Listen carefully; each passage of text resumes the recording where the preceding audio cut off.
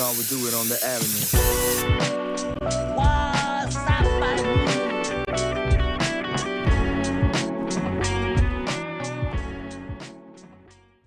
Welcome back to SeunevA Podcast. We are back live. I've taken a little bit of time off. Again, I'm Tim. Cuz Mike. What's up? What's up? Big Jeffro. What's crapping in? And a metal himself, Big George. Órale. What's happening? Hey, we're in Arizona. It's about 120 degrees out there. You guys might hear a little background noise. That's a fan, so we don't melt this mug.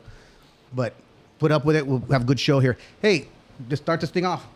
Started It's off. the weekend. Anybody do anything good this weekend? Other than what? Other than, I don't know, check out a concert, go to a movie, anything. I know some of us saw a movie this weekend and this and that, but we're not going to get into that. I went to a concert. Very good. Who'd you go see? It was the Brentwood concert, the Catch Me on the Rebound final tour. Wow. Right. Oh, dang. Yeah, so it was Brentwood, Barbara Mason, Shy Lights, Barkays, War, Sacred Souls, a few other artists, Trish Toledo and them. And it was pretty cool because a couple of the bands, Joy Quinones and the Altons, they backed Oh, up wow, a few really? of the bands. Actually, they were the band for Brentwood. Really? They played his backed up the music. Nice. And yeah, man, it went off great, man. The music was great. I mean, even in between acts, the DJ he kept the crowd going. Nice. Just a great time, man. I mean, the old lady was dancing. She was having a good time. My brother went. I've seen a bunch of friends and family there. Good stuff, man. Over there at the Desert Diamond Arena at Nice. Westgate. What did War sing out of curiosity? Cisco Kid, Lowrider, Slipping into Darkness. Oh, nice. Nice. I- Okay. they go right now they're Well, listen, how many songs did each artist sing about roughly? about 4 or 5 songs. 4 or 5 songs? Yeah, Yeah, okay. which was good. I mean, War got cut off early because a couple of the acts went a little bit longer than they were supposed to, I think. Oh, got it. And so War got cut off right at 11:30, man. They just top like that. But, man, I'm going to tell you one thing, man. That DJ, man, who was pumping it, he kept the crowd moving. Like, really moving, man. Do you remember his name? Give him a plug. DJ Cazell, is that Yeah, I think that's how you his pronounce name? it, yeah. DJ Cazell. Nice. Great stuff, man. I mean, playing everything from funk, oldies. He played rancheras. He played cumbias. Then he come back to some little bit of rock, little bit of this and that, hip hop and stuff. It was like off the chain, man. It was great, man. Old school R&B. Good stuff, man. Good stuff. Nice. Yeah, and then I think, Jeff, you were at a birthday party last night, right? Yeah, it was a little intimate birthday party. Hell yeah, nice. With everybody's favorite cousin, Louis. Nice. Luigi. The Went to the dancer, Luigi the everything. Where were you guys at?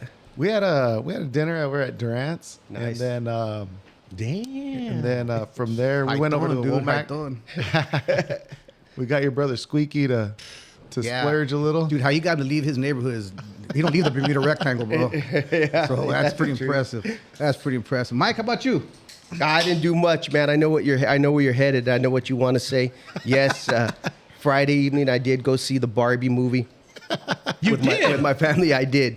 What I hope it was for Margot Robbie. Yeah, but that was one of the reasons. Okay. Yeah, All right, easy all on the right. eyes for sure. But it's the classic story of a male versus female. Is it the bottom line is really what it was, but And you lost out that's again. That's still a thing these days? that's still a thing, man, especially in that movie. And the one thing about the movie, though, I do have to say is it did plug like some history about Barbie and why it was started, and even had like the It's original cool. That's lady, cool. the lady who created Barbie. That's great. That's great. If you're into Barbie, I mean, go see it. I personally didn't like the movie, but it is what it is. It has historical significance to you, I guess. That's what I'm hearing. G.I. Joe or Barbie? I'd go with G.I. Joe. I'm not gonna go. I know the didn't internet wanna can't see this right now, but he's got Barbie shorts on right now. I was inspired by the movie, so I thought you went and were picked going to up say G.I. Jane. G.I. something. So G.I. Joe with the kung fu grip? That's the one. some- Yeah. Oh yeah. You guys are funny guys, here, man. Well, I didn't do shit, but so. Well, you watched the fight last night. Oh, I right? watched the fight. Cambosos. Yeah, George. He lost the fight. I could have been good with the draw. But they gave him the decision. Bad judging.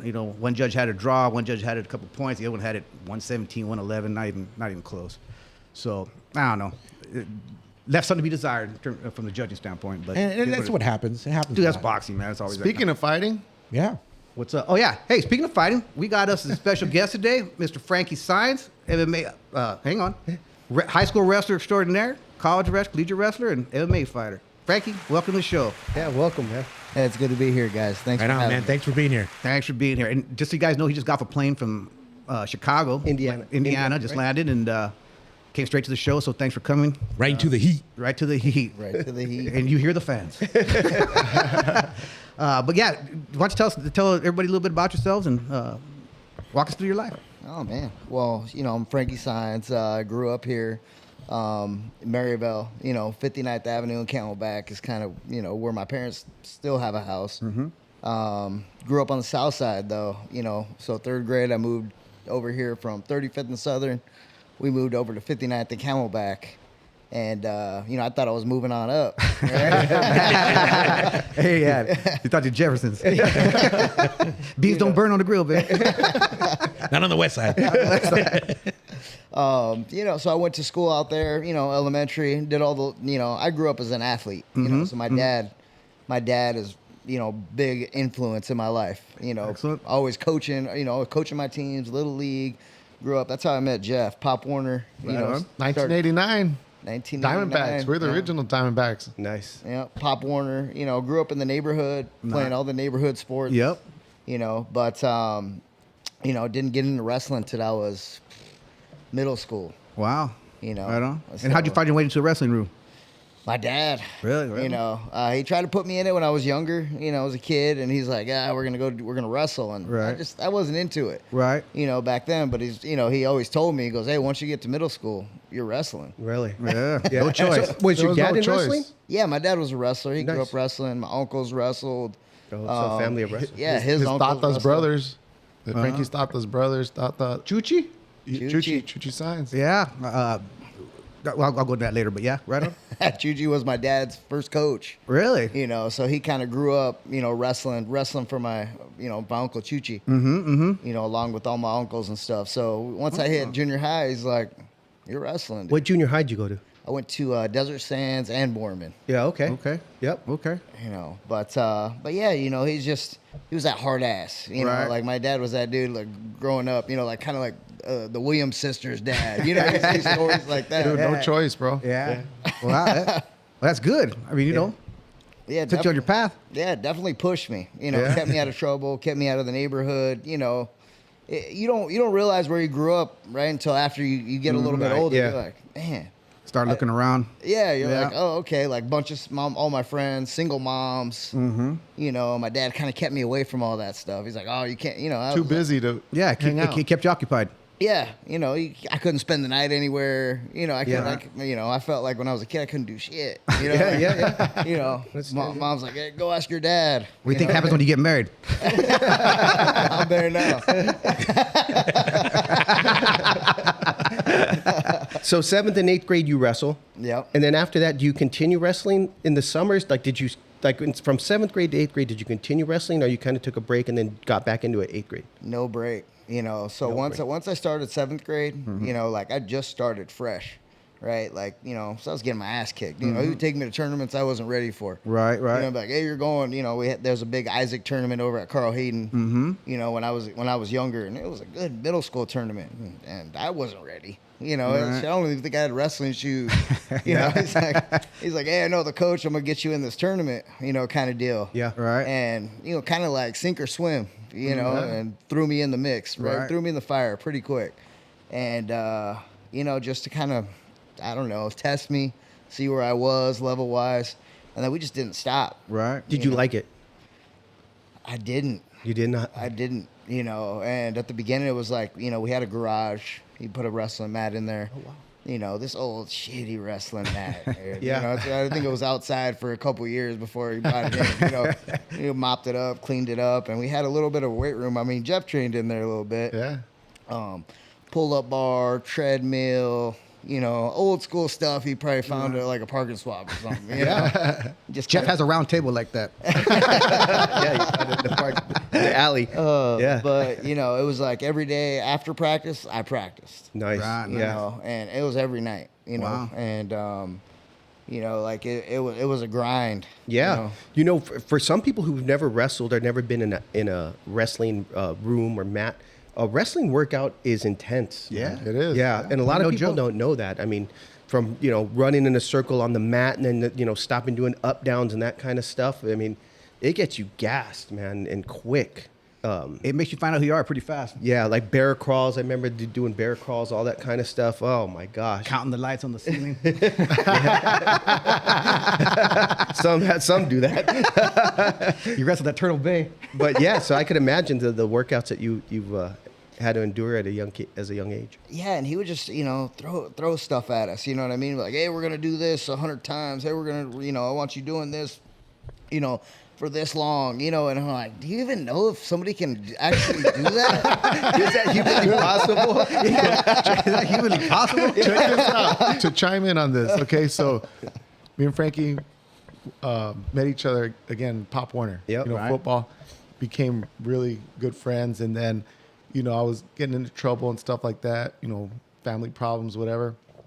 So, I was invited to go live with Frankie and his family. Yeah. I did for 2 years. So like freshman and sophomore year, I was over there with them. And his dad, we'd be, because if we weren't practicing, we were helping his dad, with, jobs or whatever. We'd be driving back from somewhere, and then he'd be like, you see that hill? Go run up and down like 5 times. That's what you were saying. That hill right there. To kind of give you guys like, I experienced it with Frankie. I lived with them, and that family's dear to my heart because of that. You know what I mean? But Now anyway, not even like walking up a hill. Right. Take the escalator. So your dad was always just on coach mode, like always. Let's just Go. go. Yeah. Yeah. Just kept me occupied. I mean, Yeah. I had tons of respect for him. He worked construction his whole life. Yeah. Still in the construction industry, just working outside all day. But he always found that time. Yeah. Getting home was like, all right, hey, put your Yeah. shit on. Yeah, George and I share the same experience with our fathers. Worked in the construction industry as well, and we always made the joke like, "Here comes the summertime blues, man," because they would come home, Angry, man, because they worked outside all day. Come home and see us laying on the floor watching cartoons. They'd be like, "Get up, man, get outside." Watching Barbie. Watching Barbie reruns. playing with the Barbie. Man. But yeah, so I could relate to that. Yeah, that's how my dad was too. He's like, oh, you're not gonna lay around all day and do nothing. Right. Yeah. It's like, what are you doing? I'm like, well, I'm just chilling. I was thinking about doing some push-ups. but check this out. So after we go to practice, because we did go to a couple practices a day, Right. sometimes. And Frankie's dad, one time he made us ride the bikes from 7th Street and Dunlap all the way to 59th and Camelback. Remember? Like a BMX bike or what? Yes. Kind of, yeah. And this is after wrestling practice. See you guys at home. Yeah, pretty much. But wait. So then, damn it, I forgot where I was going. Well, anyways, but that was in high school. So you wrestle 7th and 8th grade, right? Then did you join like Sunkist Kids or anything like that? For anybody who doesn't know, Sunkist Kids was a wrestling program that was here in the Valley. Yeah, so, just going back to like 7th and 8th grade, like I just started fresh, right? Never wrestled before. By the time, 7th, 8th grade hit, like, I started beating kids that I wasn't beating. Yeah. They were kicking my ass, 7th grade. By 8th grade, I was kind of, I took 3rd at state, middle school state, or junior high state, I guess, back then. Started figuring it out. Yeah, and it was just, I was putting the work in, putting the time in, and everybody was kind of taking notice, around the state. It's like, damn, what's this kid? He's freaking just, Came out of the woodwork. Yeah, he's getting good really fast. I just saw him riding a bike the other day. And I got to high school, to where I was gonna go to, I lived in Maryville neighborhood, so I was gonna go to Maryville, or that's where I was supposed to go. Right. My dad's like, dude, you're not going to Maryville. He's like, you're not going to Maryville. Yeah, good choice.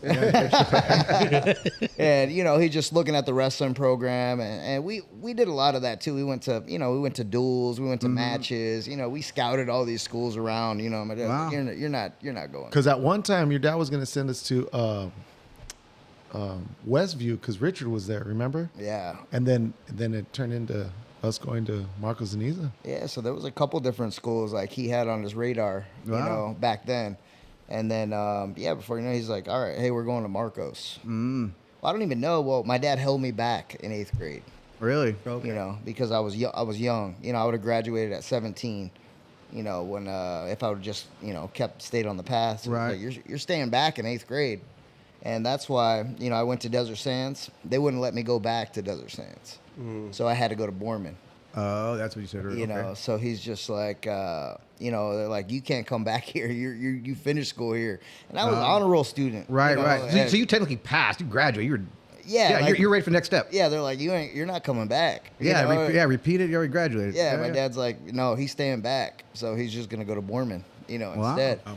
So I end up going to Borman. Now a lot of kids are doing that, staying back 8th Getting grade. that extra year in. Yeah, it's like a red shirt. Oh, yeah. That's the way to look at it. Before there was a red shirt. Yeah, did that red shirt year, and ended up doing that, and then freshman year, my dad's like, you're gonna go to Marcos Teniza, in Tempe. Yeah. And I did, like as you said, I worked out Sunkist Kids, like Joe Romero. Yeah. If you guys heard of him? He's an All-American, Arizona State. Yeah, he But, taught at Westview, like the Yeah. kids when they were little, they wrestled, and it was like a, I don't know, kid wrestling thing.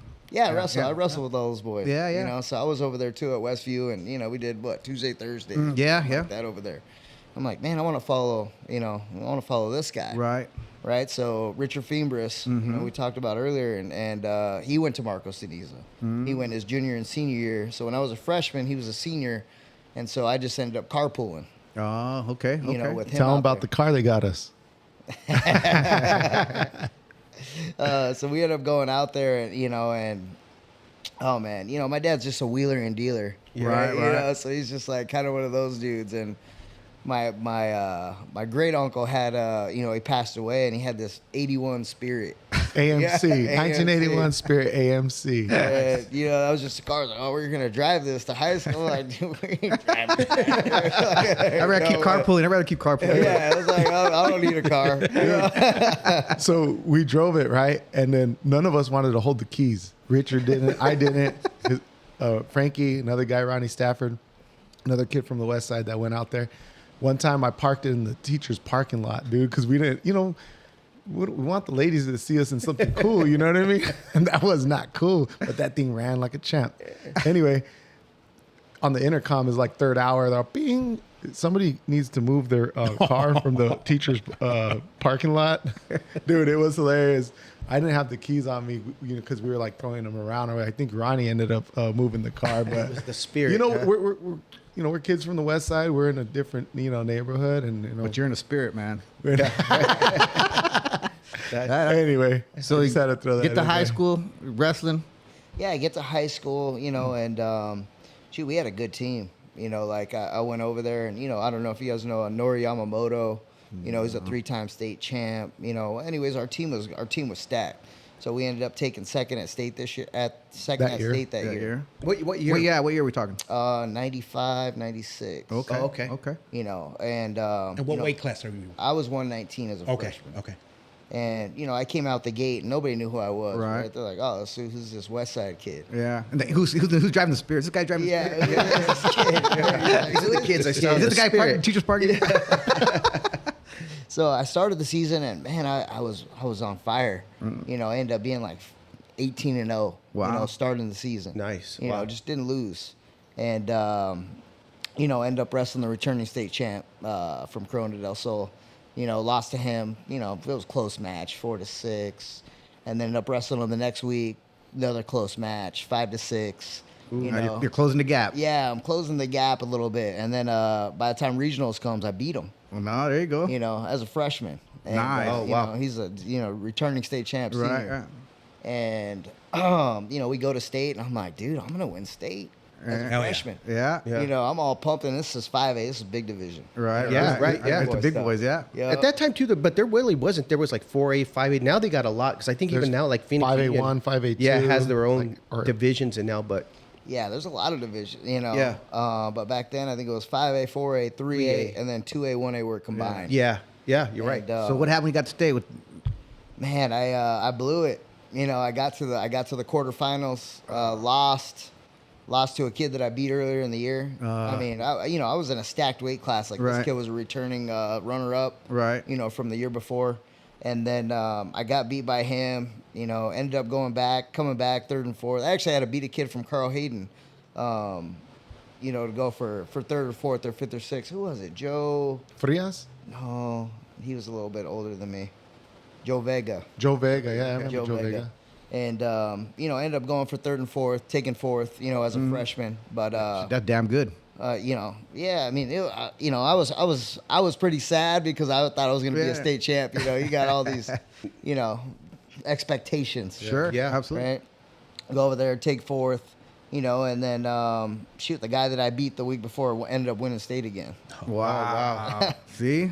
Wow. Funny how it happens, man. Funny how it happens. Yeah. But yeah, he's like, dude, he's like, you motivated me. He's like, you pushed me. He's like, dude, you beat me. And I was like, dude, it's on. Hey, that's probably one of the best compliments you can get. You know what I mean? Oh, In yeah. hindsight, I mean, you know he what was cheering me on, at the tournament. He's like, let's go. I mean, I'm wrestling and he's in the finals or whatever. And Yeah, he's yeah. cheering me on, like, That's money. Yeah. And I'm like, dude, that's pretty cool. Yeah, Yeah, that is absolutely. cool. Yeah, it is. Absolutely. So then you go into your sophomore year. Yeah, my sophomore year, same. I come out on fire, right? And I'm working. Like my dad is not, we're not we're not letting off the gas. Yeah, Like, right. We're wrestling all summer long. I'm traveling. I'm a kid from Maryville, and we're going to Chicago. We're going to North Dakota. We're going to Nebraska. Like we're going everywhere. Man, you're traveling. Just to try to get the competition. Right. My dad was more like he wanted me to see like what was out there. Right. See the level. Like where could you be? Like Right. this is where Oh, wow. we're not trying to be state good. We're trying to be, on a national level. His dad thought big. Like Yeah. Well, shit. That's the way to think, right? forget being like a conference champion. Right, Forget being a state champion. Forget being a regional champion. He wanted national champions. And that's the way his dad thought. That's awesome. Yeah, that's good. Great vision. That's a great vision. Yeah. So we ended up going through all that. I ended up taking second in state as a sophomore. Okay. I lost to the same guy 2 times. I don't know. His name's Eric Larkin. He ended up being Yeah, I've heard that last name, the Larkins. They have brothers, right? Yeah. Yeah. He ended up being a 4-time All-American at Arizona State and a national champion. Wow. Yeah. Wow. All right. Well, you lost to somebody. Yeah. So in freestyle, I was in Frankie's weight class and Eric's weight class. I didn't have a chance in that weight class. And we used to train together. Yeah, because you didn't run up the mountain we were supposed to. Yeah. That was South Mountain. Well, shoot, every Sunday. I remember this. This is like a high school memory.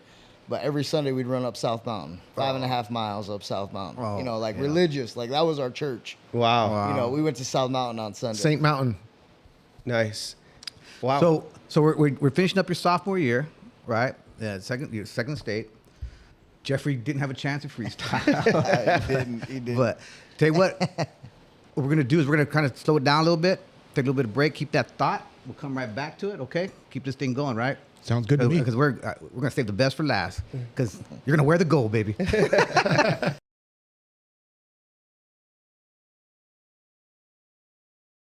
Hey, we're back from break, picking it up on. We left off on sophomore year, bringing it up to junior year, right? Second place sophomore year, back third. Now you're junior. What happened? Walk us through. Now I'm a junior. And just keep in mind, like I'm commuting every day from 59th and Camelback. And the spirit's still going. No, I didn't drive. The Spirit was like the Spirit made 2 trips. The Spirit, we weren't having that Spirit. My dad ended up selling it. I don't even know what he did with it, but we're not driving this. Okay, understood. But I end up shoot. Now I'm driving. Sophomore going into my junior year, and just commuting every day, and like going to my junior year. So now it's like expectations are high, right? I'm coming off a runner up. So now I'm like, dude, it's my time. Yeah. And And the other dudes have moved on, graduated, whatnot. No. I mean, Eric Larkin was a senior that year. Okay. I was Had your a work junior, cut out. but he went up a weight class. Okay. But yeah, we had a lot of tough guys. That weight class was real tough, dude. 119 pounds freshman, and then sophomore, I'm assuming 126, yeah, 125. 125. So now you're I'm at 130. 130. Okay. 130. I played football too, all 4 years. Okay. And our football team was pretty good. We made it to the quarterfinals. Okay. At state. Yeah. So, we got into the wrestling a little bit late. Because football just kind of ran into that wrestling season. I ended up having 28 matches that year. I was undefeated. Wow. 28-0, and one state, pretty. There you go. Pretty handily. Nice. Nice. But, That's a lot of matches not to lose a match. 28 matches. Yeah, it was, and then we started wrestling. Like, we probably practiced for a week after football, Really? and then we wrestled our first tournament. Dude, then you got to Wow. cut the football weight. Yeah. Yeah, I think I cut the football weight. I think I wrestled up for a couple matches. I imagine so. And then and two, my cousin was the same year as me. We grew up wrestling together. My cousin ended up being Three-timer? yeah, 3-time state champ. Wow. 2-time All-American in college. Wow. you know. Wow. So we were the same age. So that was my wrestling partner. Right on. Good wrestling partner. Yeah, right. And we were nothing back I was a then. wingman for Frankie after all this. Go park the spirit. So I ended up winning state my junior year. Come back my senior year. End up winning the state again. So I Back to back. Yeah, I finished my junior and senior year undefeated. Nice. Nice. Nice. And then That's got to be a good feeling. You're my boy, Blue. yeah, it was good, but my dad had it in my head like this wasn't it. Like, Right. hey, we're looking for national championship. Yeah. Okay. Talk Being about All-American, that kind of stuff. So, we competed all summer long, every year. And I would go to these different regional tournaments. Like I said, I traveled everywhere. Fresno, we went up to Washington. I went to Florida. Wow. We were going all over the place. Just to travel, try to get that competition. Right. And we were probably getting more matches in the off season than we were during the season. Yeah. You're traveling like that. Yeah, just seeing the competition, trying to get to another level. And at that point, it was my senior year. I won state, and all that was in my head was just wrestling. Like I was From a like, kid who didn't like it. Yeah, so When it could get out of your head. You know what makes you like it is winning. Oh, absolutely. Yeah. It's fun Start being on winning. top. Yeah, you start winning, you're like, okay, I think I like this a little bit. Getting your ass kicked isn't fun. Yeah, when she's on your foot, it's fun. So yeah, and just like anybody, man, you just go through adversity, right? My, it was my senior year. I just won state, and my sister passes away. My sister's 15. At this time, and obviously, rocked our world, rocked our family, and to the point where I'm like, man, dude, like I just invested so much in wrestling. Right, Like right. I felt like I didn't, I wasn't like a family, I didn't pay attention to my sisters, right? You get caught up in high school where you're just like, I'm doing my thing. I'm trying to get a scholarship. I'm trying to go here. I'm trying to get out of state. I'm trying to do these things. Yeah. And, it just, my perspective changed at that point, where I'm Sure. like, man, family, Right. Yeah. Right. right? And, Blood's thicker than mud. yeah, and I remember that because I won state, it was like probably like a couple weeks later, my sister passes away. And then, my whole thing was like high school nationals. Like I wanted to, high school nationals kind of where you show like, these are the best wrestlers in the country. You have to qualify being a state champ or runner up. Like that's the only way you can qualify, for Very a tournament. selective. Yeah. And it was kind of at that time where I was training for that tournament, and I didn't want to go, Right. and it was like everything to me at that point. I'm like I just don't want to go. Heart wasn't in it. Yeah, Yeah, who blamed you? I wasn't practicing. I kind of quit everything at that point. Wasn't practicing, and finally, like my family talked me into going. They're like, hey, let's just go. You know what I mean? Get your Go mind out off. there. Get your Yeah, mind just off. go do it. See what happens. And I'm like, reluctantly, like I went. It was in Pittsburgh. And we went out there, and it was, it was what I thought it was going to be. The toughest guys in the country. We go out there, and And you got that adversity, they probably don't. yeah, and I wasn't clear. I remember my first match at that tournament. Looking up and quitting for the first time. Because I just wasn't into it. Like I Right. wasn't feeling it. I got beat by a guy I shouldn't have got beat by, and I'm like, man, I don't. What am I doing here? Right. So next day comes around. I lost the first day. Second day comes around. there's probably like 60 guys in my weight class. All tough. Right, tough right, wrestlers. The best of the best. Best You of the know, best. and I ended up going on a tear like the next day, going undefeated, like nobody could beat me. Wow. Saturday, and end up winning to a point where I was an All-American. Wow. Wow. So ended up winning. I don't know, maybe like 5-6 matches in a row. End up being like an All-American. Very nice. And the next day, I don't know what happened. I think I don't know. It was weird, but I thought my sister was with me on that one day. I'm sure she was. She probably was. Yeah. And I was just killing it. Like nobody could beat me that day. Next day comes around, I lose. I end up taking 8th. But Out of 60?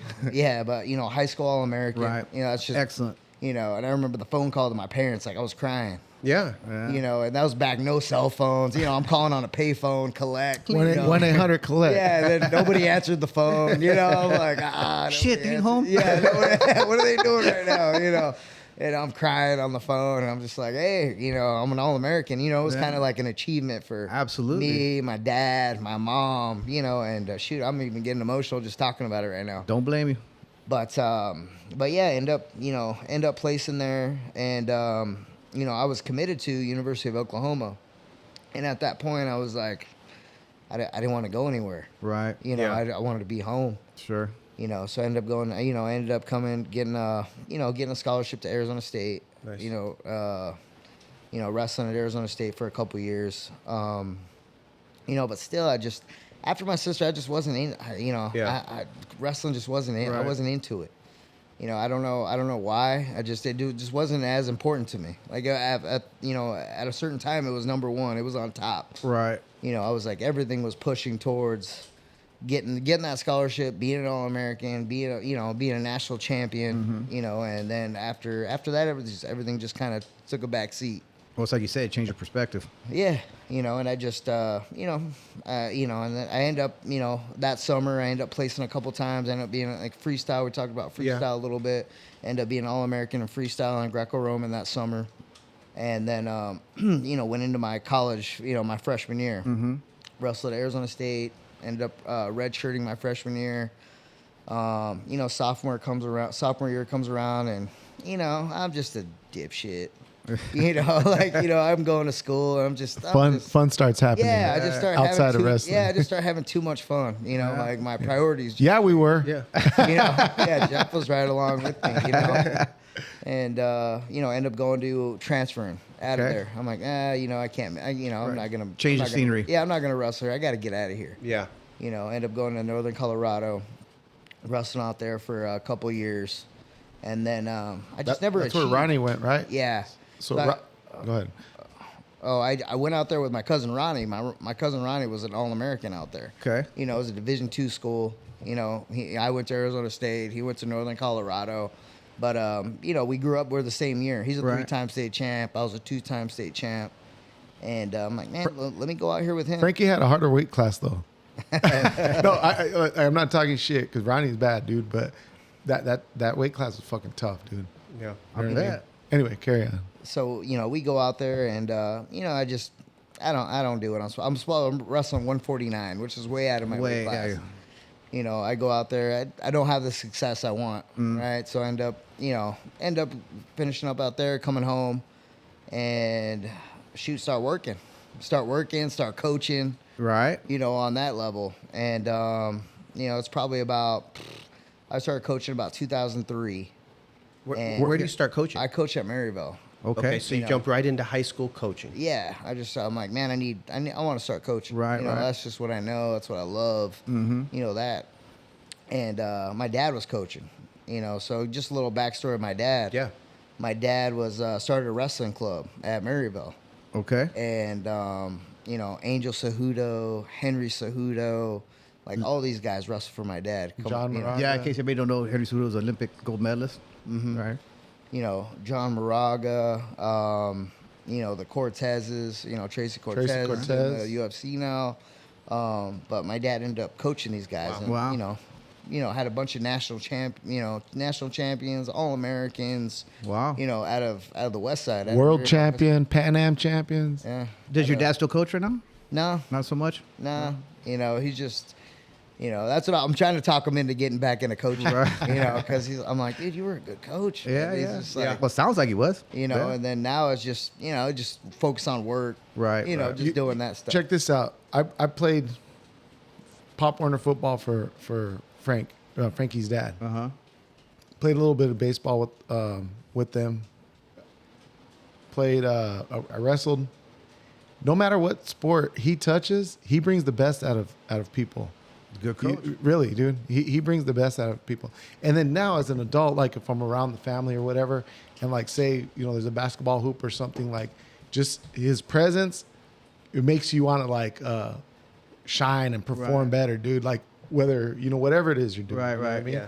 And his dad has Elevate that, his dad has that effect Elevate on your people. game. It's a gift. Well, not only that, you know, it's admirable that your dad, a lot of times, you know, people, it takes time Absolutely. out of your own personal life to go Absolutely. do that. And then, kind like of say, stuff, working and in the sun all day. dedication. If Yeah. you want to have a successful program, it takes all your time, and Yeah. that's what Frankie's dad did. He dedicated. That's all a his lot time, to be dude. said, man, because there aren't too many people that do that. And I'm sure you're, you know, like me coming up in a certain sport, there was guys that really just were volunteers. They were coaches, and it went a long way. And then at some point, the game changed where now there's like coaches that were getting paid a stipend, et cetera, like that. But I always give it back to the guys that were like truly just volunteered their time and gave it to the sport. Yeah, because it's a different breed, man. I mean, you gotta love it. You know what I mean? You gotta commit yourself to it. You can't half step. And because I mean, I remember when my kids were little, I would see coaches. They're there because they didn't have no other coach, and you know they just had to do it. Yeah. But And not only that, but what often gets looked over too, and I'm sure it happened with you, like you got to be there when the kids get picked up. Sometimes you got to give kids a ride. You got to help all of that happen. You know? yeah, you got some parents who don't give a shit. You know Yeah. what I mean? Yeah. and that's the worst. That's sad. You know, I mean, it's you know for the kids, but okay, And go ahead. so Frankie ends up pretty much like taking over the program. His dad starts like kind of winding down. And go ahead. Yeah, you know, and like you guys were, you know, touching on is it was just a big commitment, you know, for my dad. And my dad was always like, dude, there's talent in Maryville, you know, and he would tell everybody that, and they would laugh at him. You know, like these other coaches, because I went to Marcos de Diza, so Right. like, and my dad ended up starting to coach Maryville when I was still going to Marcos de Diza. Oh wow. You know, so he's like, hey, I'm gonna coach here, so you have an extra room to practice in after practice. No joke, dude. Yeah. You know? Hey, Yeah. your dad had a vision. Yeah, and I'm like, oh, all right, you know, and then he ends up just grooming, you know, to where, you know, he had the best wrestling club in the state, like, Wow. you know, and he was getting nationally known. Now people are coming from all over the state to come to Frank's club. That program? To that program. What was the name of the club? It was Maryville Wrestling Club, but it was kind of a little branch off Sunkiss back then. Okay, Sunkids, Yep. you know, off Joe Romero. Yeah. Okay. You know, off that a little bit, but it was my dad ran the club. Nice. You know, ran all the practices, and you know, everybody would start coming down. Like even coaches from, you know, Air Force, like different universities. Like these guys are like start to hear, Dude, like, it was badass, dude. because they started hearing these kids winning. You know, like man, And what year is this? this is probably 98? 2000. Yeah, yeah. Okay. You know, when it okay. started getting kind of big, like 2000, I want to say it was Angels freshman year, 2001, and then they started winning like national titles. Wow. And where are you at in this process? Like I'm wrestling in college. You Okay, know, you're still in so college, yeah. so I'm wrestling at ASU, and I loved it, right? Like I was a part of the club too. So Right. everything I would learn at ASU, you know, I would come back and show all these guys. Wow. You know, I'm like, dude, hey, check this out, man. Look at this high level technique. You know, my coach was Leroy Smith, like John Smith's brother. Yeah. You know, and he's a world champ, you know, too. And I would just come back with all this information, right? And be like, hey, man, check this move out. Hey, you know, and I would show like the high level kids, like at that time in the room, you know, just different things that Right. I was learning, Right. you know, and it just elevated everybody. Wow. Right. And, Amazing. you know, and then they just started getting, you know, they started getting some steam and started winning national titles. I think my dad's last year a coach, and he had 4 state champs. Wow. 4 state champs in 1 year Impressive. at Maryville. You know, and he's, you know, and that was kind of his last year. And then that's when I came in. Okay. It was almost like a rebuilding.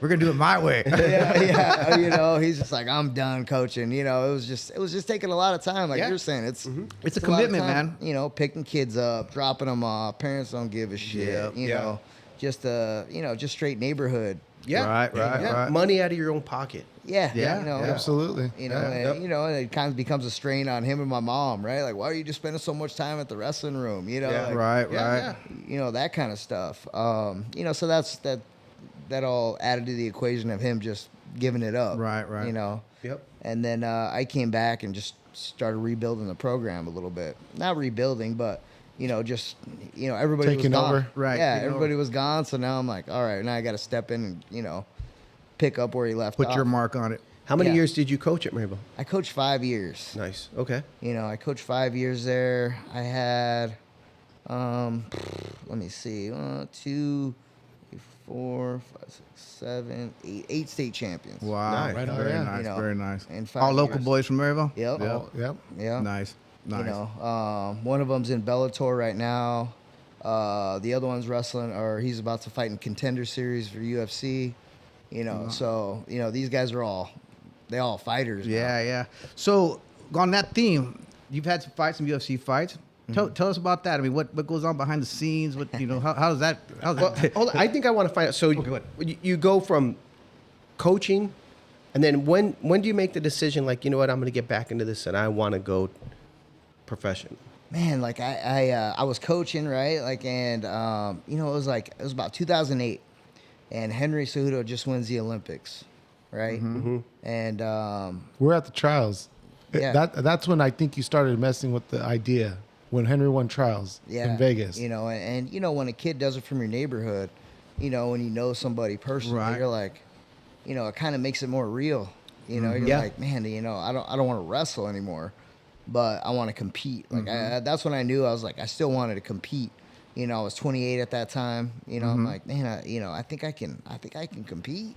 Yeah. Right, right. You know, and I was helping different friends and stuff like, you know, because they knew I had a wrestling background. They're like, hey man, I'm fighting now. Can you come help me with my wrestling?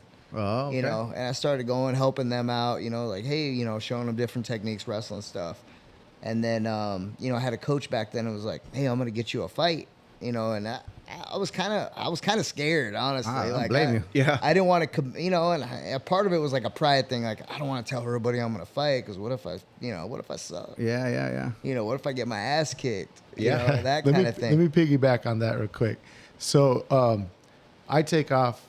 I'm a year older than Frankie, and so I take off to on vacation. I'm about to turn 30, and so I'm in the Dominican Republic for 10 days. I'm with Henry Cejudo. We're partying it up and stuff, and I'm having and then so when I come back, I planned a party for my 30th birthday. At my 30th birthday, Frankie wasn't drinking, and I'm like, what's up, man? Get you a drink. And then that's when Frankie told me, like, nah, dude, I quit drinking because I'm training now. I'm gonna start fighting. And then I was like, oh, hell yeah, dude. Because I know fucking Frankie could do it. Yeah. You know what I mean? So I'm all for it. I'm not like, come on, have a beer. What did you do with your drink? Yeah. I drank his drink for him. Come on, Anyway, man. carry on. Yeah. man. So that shows. So at that point, the mindset is, I gotta He was focused, bro. I gotta diet. I gotta train. Yeah. And that's next level shit. I was probably 185 pounds. Wow. and at dedicate that point. myself to this, right? Wow. Yeah. Wow. You know, and I'm just like, man, all right. You know, and I don't think if that coach ever said, hey, I'm going to find you a fight, I don't know if I ever would have fought. You know, I don't know if I ever had the balls. So he just to kind of do it. mentioned it and Yeah, he's like, dude, I see you're talented, man. Yeah. Like, And- you know, and I was just helping other guys. And to add to that, being 28 years old, 29 years old, that's late in the fight game, dude. That's Yeah, late. yeah. Frankie got in late. You So- know what I mean? So then do you have to start practicing the other discipline Yeah. yeah. or sure. disciplines? Yeah, so like, you know, once I go with these guys, like, you know, I'm more wrestling with them, Yeah, and then I right. start doing like submission grappling, you know, more grappling type stuff, and then before you know it, I'm like, man, I kind of, you know, I'm gonna get some gloves. You know? I want some little shin guard things. Yeah, you know, and then you start getting the shit, you know, you're like, oh, all right, let me get some shin guards, and then, you know, it just starts making more real. Right. And I'm like, oh, all right, and then I'm Mouthpiece. sparring. Yeah, I'm sparring with everybody. Yeah. You know, Wow. I don't know what the hell I'm doing. You know, kind of getting my ass kicked at that point. But Like when you were a kid. yeah, you know, That's pretty and alert. just putting my body through the fire. Yeah. And you know, I just, ended up, taking that fight. I think my first fight was at 155. Okay. And end up beating the guy, amateur fight, end up taking another fight, end up winning that fight, Nice. so I had 3 amateur fights. Nice. Let me rewind real quick. So when Frankie was going to these fights, right? He needed to learn some striking. So to get some extra practice for striking, I took what I learned from like Theo Jack and everybody else, and the little boxing that I did, and we'd go into my house, we'd move all the furniture out of the way, and I'd hold mitts for Frankie in the living room or wherever we can, in the Maryville wrestling room, or sometimes even in the driveway or the front yard. I don't know if we did that, but I know I did that with Hannah.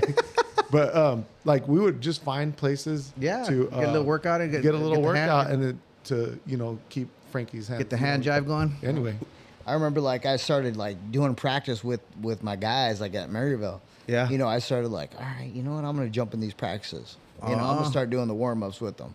Right. And I started doing things like that. And then I didn't tell anybody though. Right. I was like, I was still like on discreet, freaking, nobody was going to know I was going to take a fight. Right. And I'm still coaching at Maryville. Yeah. And, I'm having Jeff like, hey, come meet me after practice, dude. Let's hit some mitts, or hey, I'd meet up with another wrestler. Hey, come meet me after practice. Right. And then we'll do another workout, or something like that. And, before you know it, I'm like, I end up having 3 amateur fights. 3 amateur fights, and at this point I'm old. I'm That's what I was 29. going to say. Yeah, 29. You're 29. Yeah, 29. I'm probably 30 at this point. Okay. 30. I'm like, man, I gotta turn pro. Yeah. Time to go. It's like if I'm gonna do it, I gotta do it. So what's that process? Yeah. How do you turn pro? How do you turn pro? It's kind of it's more on like the boxing commission's discretion. I mean, most Physical guys probably. Yeah, they're like, oh, is this dude capable of turning pro? Right. Because some guys need more fights. Right. Like, and I had 3. And I'm like, man, I want to turn pro, and they're like, the commission has to approve you. So is this in Arizona or Vegas or This is where? Arizona. Okay. Yeah. You gotta get your license. Right. It's kind of like the local scene. Like if you guys, in local MMA, right? So guys that want to make it to the next level, it's pretty much local for everybody. Amateur fight, you're fighting all local. It's rare that you go anywhere out of state because they don't pay you as an amateur. Sure. To go anywhere. So everything you do is pretty much local. Right. Amateur level. And then once you get to that pro level, most of it's local too, because guys aren't going to go pay for your flight, pay for your travel, pay for your hotel, to go out there and fight when you have one fight. Right. no fights. Right. So I fought a lot of local. I went to Tucson and fought. And pretty much before I got in the UFC, I fought all local fights. Oh, okay. And how many fights is this? More or less. I think I ended up. I wanted to say I was 7-2. Okay. Before I got 9 fights. Yeah, Okay. before I got in the UFC. All right. You all know. right. And what does that process look like? so I'm sorry. You know what? Like Dana White call you? I mean, how does that work? Oh, you know what? Like I just, you got to put some wins together. Sure. So you got to get on the radar. Right. So I'm like, 3 wins together, 4 wins. You got to have about, 7, 8, 9, 10 fights. Is this part of an organization? No, like Nothing? just get on the radar. Yeah, just get on the Okay. radar. And that's still how they do it right now. And so Frankie, trying to get on the radar at one time, he goes to try out in was it Newark, New Jersey? Yeah, tried out a couple times. Tried out for the Ultimate Fighter, okay, for the okay. UFC Ultimate Fighter show. And the guy who was supposed to go with Frankie from the gym to hold mitts for him out there backed out the last minute. So Frankie calls me and he's like, hey, do you want to go to New Jersey and hold mitts for me for the tryouts? So fuck it, all right. There you go. know? So then I pack my bags and they give me a what is it? One of those buddy passes, and I next thing you know, I'm on a flight, going to New Jersey to hold mitts for Frankie. Wow. And we didn't know what to expect. All I had was just hand mitts, for boxing. I didn't have any of like the shin guards or the other guards that pads, for thigh pads. kicks and stuff like that. Oh, The kick pads and stuff like that. And anyway, Frankie went. second are you? Yeah, he's just taking him to the cara, man. He just let it kick me in the face. Kick me in the face. No, and Dana White, dude, Frankie was waxing all these dudes over there. Nice. Like grappling, wrestling, all that. And then when it came to striking, Dana White, you know, it comes up and he's watching, you know, Frankie hit mitts, and then, you know what I mean? So it's it's a pretty neat process, but Frankie should have been selected but I don't know how Politics of it all. it all and whatever. Anyway, and then, so Frankie tried a couple times to do Ultimate Fighter to get noticed or To get on the just radar. Get on the radar, exactly. So you finally got on the radar, got the UFC fight. Yeah, so I get, you know, I'm 7-2. I'm King of the Cage champ. You know, I kind of won. You know, I won Coalition of Combat. I think it was an organization back then. WFF champ. You know, you start getting on the radar. You know, and then you, you know, before you know it, you get the call. You know, 10 fights. Well, I got a call. You know, with this guy, he wanted to manage me. Right, I'm like, right. Boy, can you get me in the UFC? You know, you can manage me, you get me in. Hell yeah. You know, right? Right. Yeah. Paycheck. And he calls me up. He's like, "Hey, man, you want to fight in 10 days?"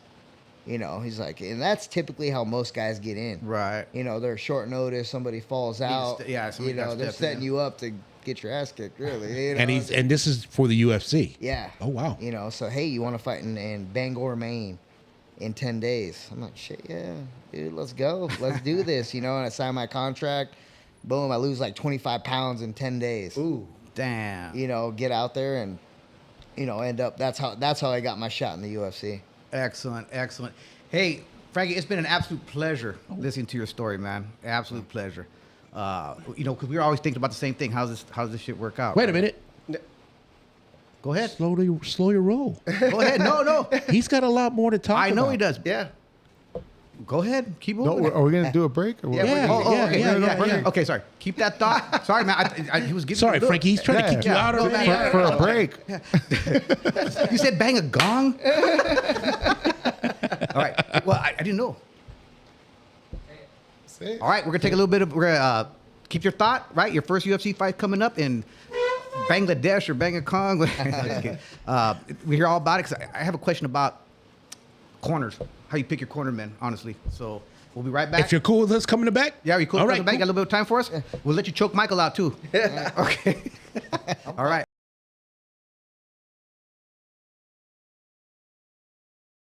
Hey, we're back, Frankie. We're talking about your first UFC fight, right? Got the call to the big show. Got the call to the big show. You know, that's just special moment for me. You know, like Absolutely. getting that call, like, you know, that's why you do it. You want to get that call to the UFC. You know, and it's kind of cool. Like, you know, I do a little commentary and like hearing these young guys. You know, they're like, dude, I you know, what is it like? You know, they start asking me those questions. Like, Shit, "What's it I'm like?" curious too. You know, what is it like to get that call? You know, Yeah. You finally made it. You know, like UFC. You know, and I'm talking to these guys. Oh, hang on, something happened. Okay, go ahead. Sorry. I'm talking to these guys last night, you know, just about it. I'm like, man, you know, it kind of makes you think back. You know, I'm like, oh man, like it was everything to me. I remember just it was you know, one of the happiest moments of my life, like just to get to that, you know, you think of all, you know, everything. The sacrifice when you're a little boy, like say, getting Yeah. pinned, you know, whatever. You know, and you know, we were talking earlier just about being like cornermen. Mm-hmm. You know, and my dad's always in my corner. Right. You know, that's just a guy that, like, you know, he came up with me. You know, he put in all the hours with me. Like, we sacrificed together. Right. You know, that kind of stuff. And it's kind of cool. Like, you know, I got to that fight. You know, my first fight in Bangor, like 10 days. Damn. You know, and I'm you had 20 to drop how many pounds? I was 25 pounds over. Wow. And what And- at what weight were you fighting at? 135. And that your first one was 155, right? Well, yeah, when I was an When amateur, I was amateur. 55. But when I knew I started, like, taking it serious, I'm like, dude, I got to cut to 35.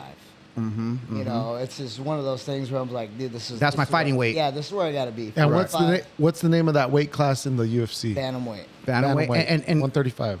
and then real quick, what UFC number is that 135? You know, UFC's got the card, right? Yeah, they got so many now. Okay. ESPN Plus, Fight Night, something. Right. UFC 290, I think Yeah. they're on right now. Uh-huh. So I fought like 100 shows ago, you know, like I think I was on UFC 189.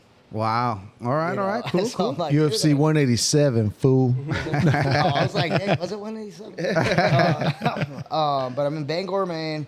You know, get that call. You know, I'm like, you know, and you be trained. You know, you're trained with coaches that you've been training with for years. You know, so it's not like you making it. Like we all made it. Right. Absolutely. Absolutely. You know, absolutely. It's like, dude, Team effort. Yeah, it's like, dude, you know, my striking coach, my wrestling coach, my boxing coach. You know, like just. Strength and conditioning coach. It's like, man, hey, you know, we did it. We got this call. Not only for the coaching staff, but for us. Oh, You know, yeah. like for sure. for the neighborhood, for like people on the west side, There's you know, talent whatever, in Maryville. friends and family of Frankie, we all felt like we made it. Yeah, You know what I mean? You know what I mean? I would So, agree with that. Absolutely. You know, so I get down there and, you know, like I'm, you know, and it's surreal for me, right?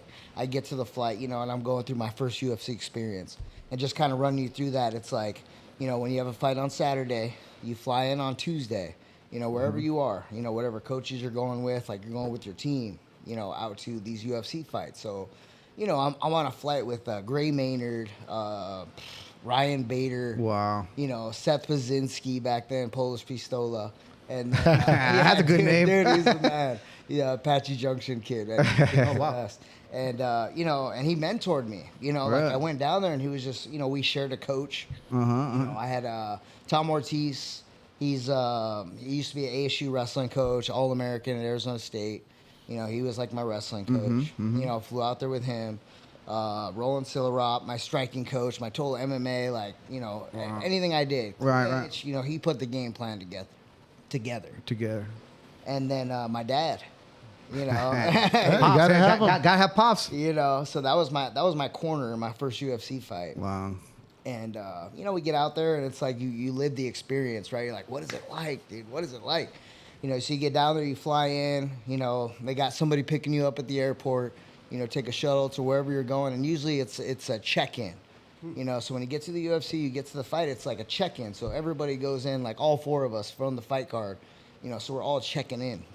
What do you mean by checking in? Like, So you get to the UFC, like wherever they set up shop. Okay. You know, so they do this every Usually the ballroom at a hotel. Yeah, like Okay, they okay. just have desks set up, like they just have a whole thing, right? You're like, Okay. dude, this is like the professional, like this is the big league, Yeah. right? Like it's just set up, you know. And so you get there and you're like going through, you know, and first thing you do is like you check your weight. You know, you come in, you start signing in, and like, hey, they want to see how much you weigh, just in case, you know. You're not gonna make it. Yeah, you know, and that's kind of how they keep tabs. And they do it that Tuesday? Tuesday. And the fight Saturday? It's still like that. Okay. Oh, you really? know? Yeah. So you fly in on a Tuesday, you're there till Sunday. Okay.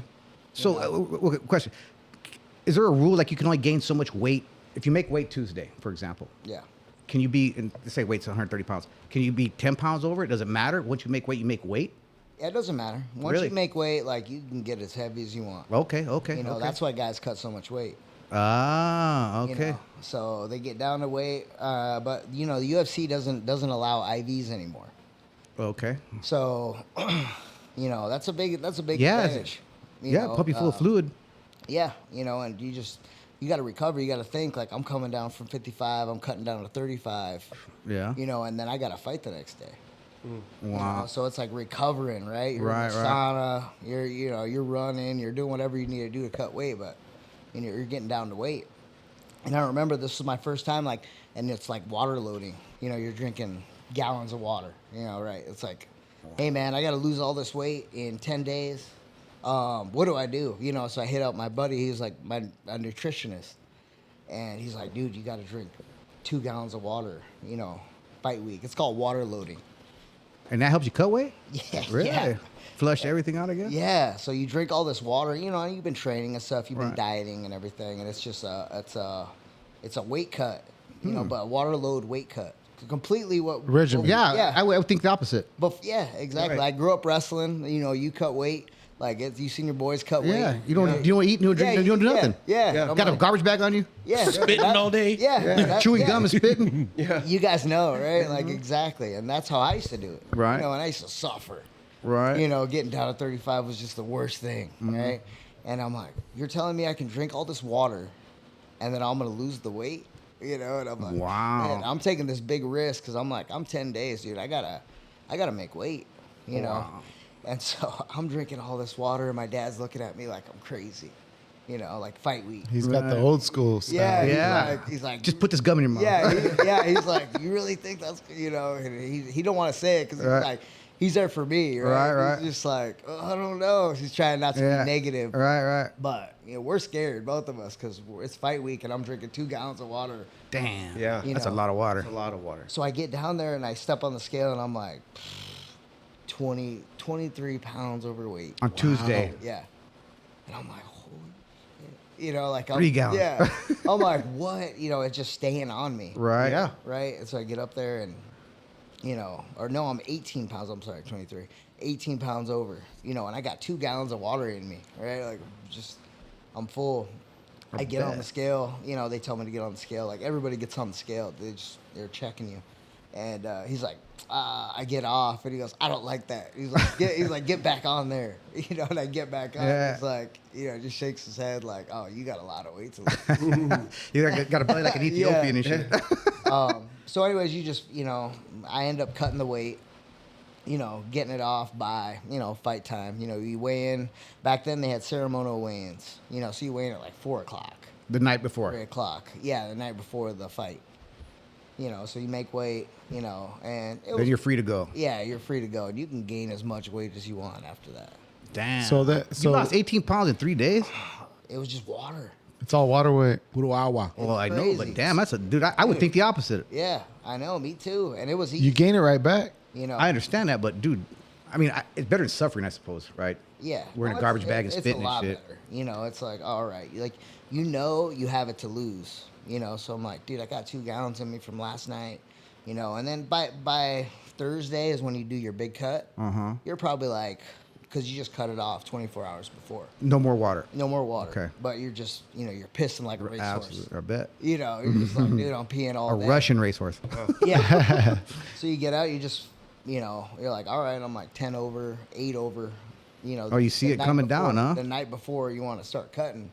And you're like, oh, dude, I'm just peeing all this stuff It's just out. shed. It starts shedding. Yeah, I bet. And then, obviously, then that's when the work starts. You go, you're sitting in the sauna. A lot of people do baths now, to get down to weight. You take an Epsom salt bath, Yeah. hot Just bath, lay in there. Yeah, it's lay pulls in everything out. sweat.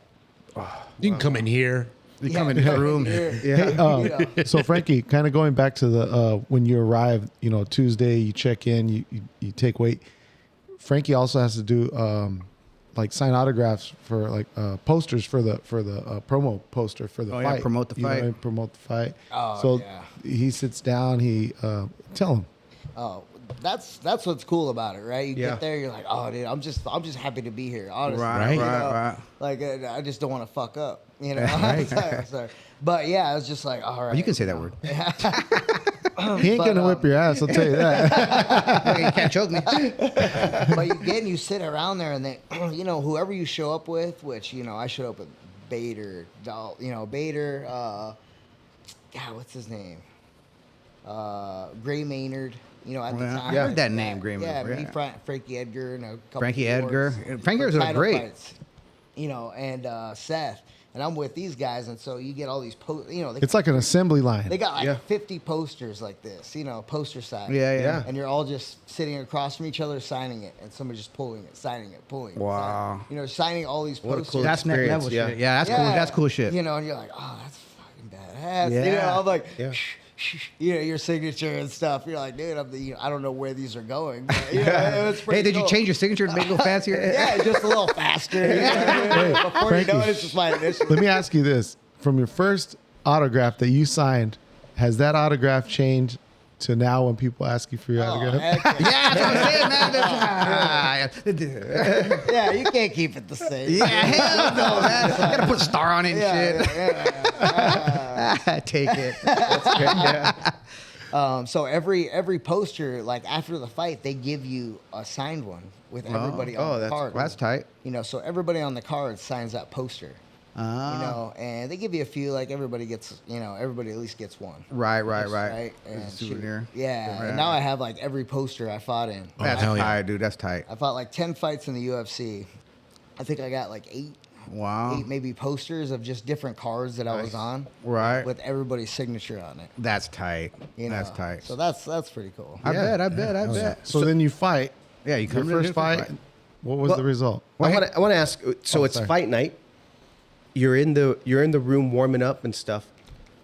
Do you get nervous? Is there nerves? Are you getting pumped? Are you like getting into like kill mode? Like what goes through your head as a fighter?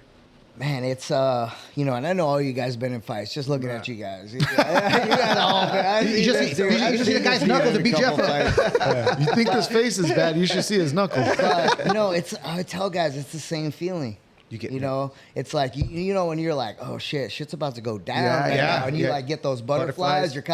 You're excited, but you're kind of scared at the same time. Hope this fucker don't hit me. Yeah, you're like, it's going down, right? And it's that same feeling, but it's more like a controlled feeling. Yeah, Do you get that? You got to control the chaos. Do you get control your that emotions? in warm up, or do you get it as you're walking, or do you get it like now I'm in the ring and I'm looking across the ring? Or I think at all stages, man. Yeah, I would just think like, so. you get there, fight week, you feel like there's still a little time, Right. You Yeah. just gotta focus on, every night you train, so every night you're there, they have a room set up for each corner. And you go in there and you train, so everybody does because you're there from Tuesday to fight night. Right. So everybody does a workout, they're still working out. every night. Right. So they have something set up for you. So you get a chance to like, shake it out. Right. Burn it off. Yeah, you're drinking water every day, but you're freaking, you're working. It's short because you want to be recovered for the fight. So you're not, you're not sparring. You don't need the fight in the gym. Yeah. Yeah. You're just getting a good workout. Your pad holder's there. Your wrestling coach is there. Your jiu-jitsu coach may be there. Your dad's there. Yeah, my dad's there. Yeah. And you're just your camps, and that's what's cool too is like you go in these camps and you see everybody's camps. So I've seen like Jackson Wink in the corner, like how they warm their guys up. Right. Alpha male, like how are those guys doing it? And you see all these high level coaches, and you're like, damn, dude, like fight week, this is pretty cool. Yeah, like, fuck yeah. I just seen this guy on TV. You're a fan. You're a fan too. Yeah. You become a fan. I became a fan like Forrest Griffin, like those Yeah. Right. like those guys, and I'm like, dude, this is pretty cool. Yeah. Yeah, right. And see all these corners, and you're like, dude, are we doing it right? Like, are we doing fight week right? And we had our little routine. You go 6 rounds, just like pads, little wrestling. And you just get a hard sweat going. Right. It's fight week. Like, you wanna feel good. Yeah. You want to peak. Yeah, and that's pretty much what it is. You want to peak. You wanna peak at but the right time. But you want to cut weight. You want to peak. You want to cut weight, and that's when you taper down. Like the hard work's done. 8-week camp, 6-week camp is ideal, but sometimes it's shorter. So You got what, 10 days. yeah, right. So what's the feeling like? So you go from wrestling in high school, gymnasium level crowd, to now you go to UFC, and there's thousands of people. Like, is that a different experience and feeling? Like you step out to walk out to that ring, and it's like sound deafening crowd. It's cool, man. Like you go and you walk out in a ring, and you're like, I remember my first walkout, and we're warming up in the back. So all the guys in the back, they have a workout room before they come out of that curtain. Yeah. And you see them fight night, like those guys are back there on mats training. They're hitting sweating. mitts. They're dripping. Grappling sweat. a little bit, like they're simulating that fight. Like they're fucking dogs back there, Right. getting ready for that fight. They're like, dude, I'm gonna fuck somebody up tonight. Yeah, I'm going to peak. I'm going to peak. So you got all these workout rooms and shit in the back, and and then those guys come out. They're like, all right, time to dress up. Let's go. And then the TV crew's out. They're hitting you up. Hey, 3 minutes. And you're just like, boom, back there warming up. You're like, fuck yeah, let's go. It's go time. Yeah, it's fight time, baby. Let's fucking go. Your coaches are trying to pump you up. Damn, so fool, like- you're fucking hyping me up right now. Oh, flip this table over. Put me in, coach. I mean, that's how it is, though. Yeah. You're like, dude, all right, hard work's done. Let's fucking get to work. No, Yeah, this is what we and came it's- for. Yeah, that's what we came. That's why we're here. Hey, Like, I ain't that- gonna lie. That shit's fucking hyping me Dude, up. dude, my heart's pumping hard right now. Could carry on, Frankie. So Frankie, at what point do you get to choose your walk up to the ring music? you choose that before. They're like, and that's something, right? Like everybody has their song. I'm sure all you guys would be like, dude, if I was fucking fighting, I'd have this song. Judas Priest got everything coming. Yeah, you know what I mean? Everybody's thought about that shit. And same here. It's like, oh shit, my song's playing. You know? And I'm a Rage Against the Machine guy. Hell yeah. Nice. Good call. And I'm like calm like a bomb. I'm just chill. And I just love, and running and training and shit like that is like pumps me up. Yeah. Hell yeah. And you start hearing that shit playing, you're behind this curtain. And you come out and your team's behind you and shit. They got cameras in front of you. You're just like, holy shit, Here we dude. go. I'm here. I'm Here about we to go. walk out of this shit. Damn. And you walk out, curtains open, and you're walking out, and then you fucking start lights seeing, you start seeing the crowd and shit, like looking down, the Flashes. lights on you. Yeah. And you're like, cameras on you. This dude's walking backwards in front of you, like just pointing the camera at you. Yeah. And you're just like, holy shit, dude. That's fucking awesome. Like I made it. Like what the fuck? Like and then Don't trip. yeah, exactly. Don't twist an ankle. You're just pumped, walking to the cage, and you get up there, and you're like, you shake your coach's hand. You're like, fuck yeah, everybody, your dad, my dad, like, hey, Here we are. Yeah, we're sending you to battle. Yeah. Oh, fuck yeah. And that's kind of what it is. Let me ask you this: out of all your UFC fights, which was the biggest stage? And let me guess here. What I'm thinking is, it was when you fought Uriah Faber, and the headliner was Conor McGregor against Jose Aldo. Was that like the biggest like UFC stage you're on, or which one was it? That's my guess. I mean, yeah, dude. Like honestly, like like you get that curtain, right? And it's like, you're just behind it, and you're like all that hard work, just going into the cage. It probably doesn't matter who you're fighting at that point. Once that curtain draws, man, it's just game. Yeah, and No, I'm saying like yeah, it's like a big biggest name. card, Yeah. biggest card, It's biggest a big name, you know what I mean? And I'm like, this is at this point, right, when I fight Uriah, I'm 3-0 in the UFC, right? I freaking my first fight I won Bangor, second fight I beat a number 8 ranked guy in Brazil. Third fight I think I fought in Tennessee. So I'm like experiencing all this cool shit. I'm like, dude, I'm going to places I never thought. Right on. And then I'm fighting Uriah Faber at the MGM. California kid, yeah. Yeah, and I walk out, and I can't believe it, right? And I'm just like, I got these butterflies in the back, and I remember like just screaming, like back there because it was real. Yeah. Came out. At that point I'm like, it's here. Like, holy shit, it's here, and like I said, the corner's behind you, curtains open, and you're fucking walking out, you're like, oh shit, I'm about to go fight this I'm dude. gonna fuck you right And up. so when they say let's go, you lose those butterflies. You're right there now. We're autopilot comes in. Yeah. You look, and then like and then I'm in the cage, speaking of the Uriah fight, and I'm like, oh shit, and I'm in the cage first, right? Yeah. And you see the guy circling the cage and shit, and you're like, getting ready, you're like, it's fight time, it's happening. Yeah. And then you start hearing California Love, come on. Yeah. You're like, ooh, motherfucker, dude. I hope there's a big earthquake. But I'm just a fan. Yeah. And I'm fighting the dude. And I'm just like, dude, I love watching He's him a fight. cool dude too, man. Yeah, he's cool as shit. Uriah's and I'm like, dude, I'm fighting this dude right now. now. I want to know, so the experience. So you're in the ring. Do you hear the crowd? Or Yeah. Do you just hear your cornermen, the people around the ring? Yeah, I mean, you hear the crowd. You feed off the crowd sometimes. Yeah. You're like, oh, dude, hell yeah. And dude, can you hear your fun. cornerman through the crowd? Can you hear your instructions? Sometimes. Yeah. What about the commentators? You can't hear those guys. No? No, No? not until after the fight. Now, what about So- sitting in that corner when you come back to the, during In between rounds. in between rounds?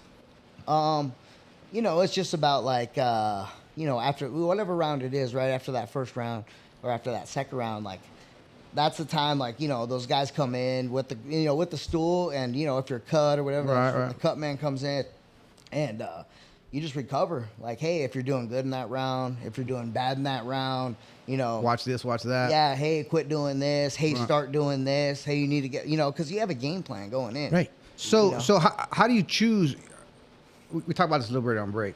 You can only get so many people in your corner, correct? Yeah. And so how do you choose? Because you walk out with all your coaches, right? Right. So how do you choose the three, or the cut man doesn't count apparently? Yeah. So how do you choose your main three?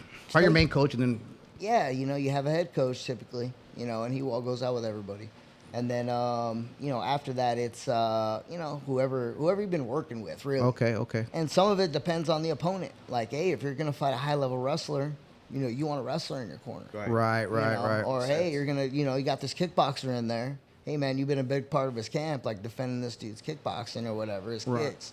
Like, hey, you're going to be in my corner. You know, and then the guy... Somebody knows the tendencies of a kickboxer or a wrestler or whatever. So everybody typically has their guys. Right. You know, and they, you know, they'll bring like a training partner in. You gear it towards your opponent. opponent. To your opponent. Yeah. Okay. To your opponent. That's kind of how you pick. I mean, I've had different guys every time. Yeah, it was interesting. Like say on break when you were talking about that. I thought the cornerman counted is one, but apparently it doesn't. He doesn't. Oh no, they have their own. The UFC supplies these guys. That's why you see that dude Stitch all the time. Yeah, like he's one of the old guys. Rob Monroe is one guy I like. He's a cut man, and these guys wrap your hands and shit. Like before the fight, Yeah. these guys wrap it up. So when you're sitting there in the between rounds, you're sitting there. Ring girl comes in. Do you ever notice her? No. You don't ever notice a lovely Leilani? You're not paying attention to that. You'll see them before the fights. You're like, oh. Okay. All right. I got an autograph poster. They don't give. They're treated way better than you are. Wow. Right on. Right on. Hey, real quick, we're kind of running a little bit out of time, but we got some time. You were talking earlier about the contract, right? Your what you're gonna get paid, and then you got to pay for your own. You only get one. You only pays for one of your trainers to go, and then you got to pay for your own physicals. They take that out of your purse. Yeah, like you know, we talked about like I'm an independent contractor. Right. Yeah. You know, so, you know, I pay for my medicals. You know, hey, this is what you need to fight. Like, hey, if you're fighting, let's say in Arizona, you have to come down here. Arizona requires like a ophthalmologist exam, physical exam, a HIV test, Hep B, Hep C, you know, and then depending on your age, like a brain scan. And then, like I say, and they make you sign your contract. Well, your paycheck basically right after the fight, with all your deductions. Yeah, like, well, usually I just handle that on my own. Okay. For the most part. And then, but yeah, like, you know, like they'll pay for one hotel room, one cornerman, you know, and the rest of it's pretty much on the fighters, on the fighters tab. Wow. You guys got any questions? No, I was just curious about. Yeah, dude, that was experience awesome, was like. Frankie. It was awesome. But we got UFC trivia for you. All right. So here it goes. What was the very first women's UFC fight in history? What? What was the very first women's UFC fight in history? Man, I'm trying to think back. I mean, there's been girls been fighting for a while. Ronda Rousey defeated Liz Carmouche? Yeah. All right, here's another one. That's the first one. What? That was the first women's UFC fight in Oh, UFC. Okay. So, I don't know if I would. who was the first fighter to hold the UFC title in multiple divisions? Got off fucking Wikipedia. I'm gonna call wrong on that first answer. No, women's fight in history that took place. UFC won. Not Ronda Rousey. Ronda Rousey defeated Liz Carmouche. to No retain way. the women's bantamweight championship. I'm gonna tell you right now. Okay, I got a question too. Carry on. Who was the first fighter to hold UFC titles in multiple divisions at the same time? Was it Connor? Connor, ding ding ding. By the way, give us a unpaid intern. Give us a You ding. know why I'm cheating? Because I fought on that card. All right. Who did Junior Dos Santos beat in 2011 to win the heavyweight championship? Kane. No? Yeah, he beat Cain Velasquez, knocked him out. Ding ding ding, give me that. All right. Okay, here's a softball. What wrestler attended Marcus Diaz High School where he was undefeated state champ in 98, 99, 103 pounds, receiving All-American honors his senior year? 103 pounds? 133 pounds. 133 pounds. 100. That's not a weight class in. According high to school. Wikipedia. Oh, man, see, I told you What this. wrestler attended Marcus Diaz High School where he was undefeated state champion in 98, 99 at 133 pounds, division receiving All-American honors in his senior year? Oh, yeah. Who was it? It's Frankie Saenz. Frankie Saenz. AKA Panchito. Hey, good time, but we got a little bit of a cliffhanger this episode, right? It's our understanding, until some break, you got one more fight in your contract left in the UFC. yeah, so Where we at? I don't know. We'll see. Well, here I got a punching bag for you. He's already got his trunks on. Yeah, he wears baggy trunks. Hey, but honestly, man, thank you very much. It was our honor to talk to you, man. Appreciate you spending your time with us and telling us your stories. It was an absolutely wonderful interview, man. Thank you very, thank you, very man. much. Thank you very much. Very Thanks for much. coming. Oh yeah, Guys, Thank you. appreciate Thank you. you. Right on. Hey, thanks, guys. Thanks, Timmy, Michael, Jeffrey. Thanks, man. Bringing in Frankie here. Yep. Absolutely. Frankie Saenz, thank you, man. Thank you for coming through. Thank you for putting up with what we had to today. Feels like a wrestling room in this mug. Hey, thanks, everybody. Thanks for tuning into YouTube, Spotify, Apple Music. Thank you for hitting subscribe, like, and you know what? If you have any comments, anything we're saying wrong, anything you guys want to ask us, please put them in that YouTube. And for next time, just come on back. SeunevA Lifestyles Podcast. Waas, Sappening. Let's go. Right on. Like that. Let's go eat now. I'm hungry. This is how we do it on the avenue.